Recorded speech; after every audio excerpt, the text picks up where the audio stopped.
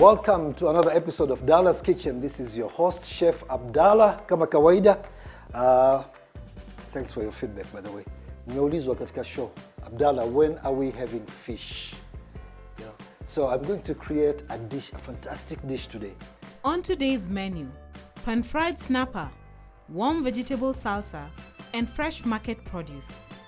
When you look at all these bold colors and the fish is already filleted, it's a white snapper actually. You know, you can get a red snapper and a white snapper. Today we're using a white snapper. And when you go to buy your white snapper, let me tell you something. Try to ask them to try and debone it. But on your part also, try to keep the bones because you can make a stock with the bones as opposed to just throwing them away. You can make stock. From that stock you can make soup or you can make a sauce or anything of the sort. So what do we have today? I've got my beautiful white snapper apple, and then I've got, look at these chopped red onions. I've got red peppers. People call them hoho, but I don't know why you call them hoho, because where I come from, Mombasa, hoho are the very small tiny chilies that when you eat them they are so hot that when you eat them you go that's why we started calling them pili hoho. That was the hoho, actually the word Swahili hoho was because of the small chilies. But suddenly nilipokuja bara huku, I was told that these was bell peppers, mijipilipili tunayaita Kiswahili. But since you call them hoho, I'll walk away with that one and I'll follow you, no problem. Well, anyway, I've got them finely chopped. I've got my beautiful cherry tomatoes there in season, beets. I've got Kenyan beans. Please stop calling them French beans. And then I've got my Brussels sprouts. By the way, all these items are grown in Kenya. It's about time we started supporting our farmers. Our farmers are really hurting because of the circumstances right now. So we really need to support them.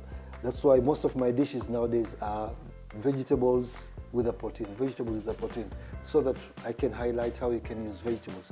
And when you have plenty of vegetables, one, you get all the vitamins, you know, it's healthy eating, especially when you are working from home.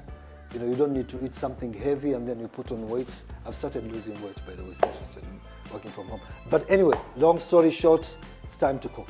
So what do we do first? First and foremost is, let me put my spoon there for the butter. First and foremost is just to show you, talk something about fish. Now, a good fish is supposed to be not smelly. If you go and buy fish and it smells fishy, that's not good. It's not fresh. So a nice fresh fish is not supposed to have that smelly fishy smell. The moment you start getting that odor, then it means that it's not fresh.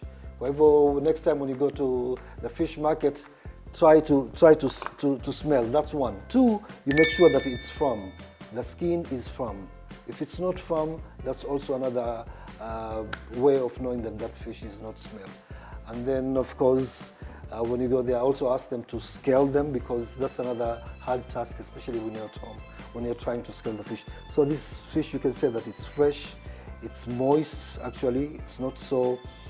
I don't even smell anything, okay? And it's a really nice fillet. This could be for one person.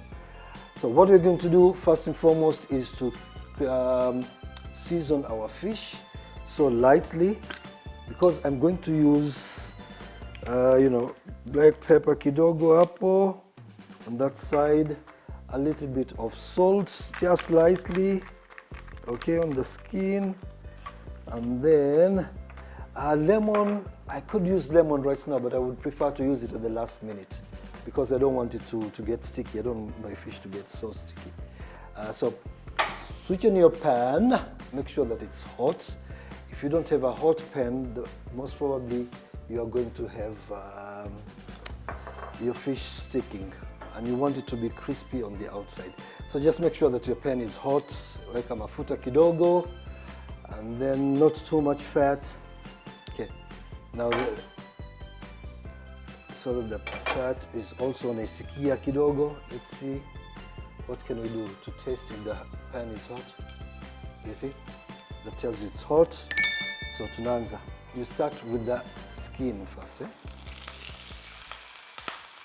and try to hold it, because if you don't hold it, what's going to happen is it tends to fold.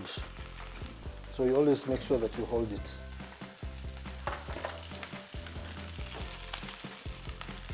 And you want to get something that is crispy. Okay. Let it cook just a touch. Okay. If you have fish that is a little bit wet, what you can do is you can flour it a little bit. You can flour the fish so that it doesn't stick. Ukiwa unaogopa. But I have a nice one, so I will also add a touch of butter onto it now, so that it starts cooking with the butter. You get the flavors of the butter onto it. Let's reduce the heat because you know fish cooks very, very fast, so you don't want to overcook it at the end of the day. Let me see how it looks like on one side. Wow, it's got a nice golden color. Okay.